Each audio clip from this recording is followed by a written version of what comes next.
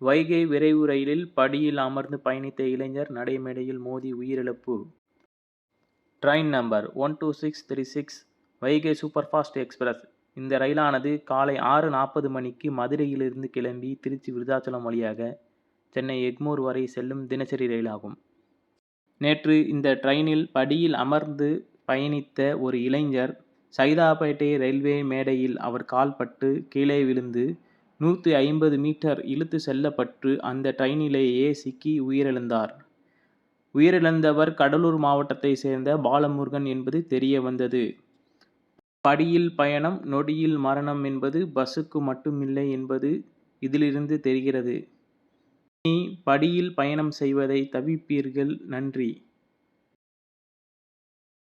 இந்த மாதிரி ரயில்வே ரிலேட்டடான வீடியோ பார்க்கணும்னா நம்ம செக் புக் விலாக் சேனலை சப்ஸ்கிரைப் பண்ணுங்கள் ஃப்ரெண்ட். தேங்க்யூ.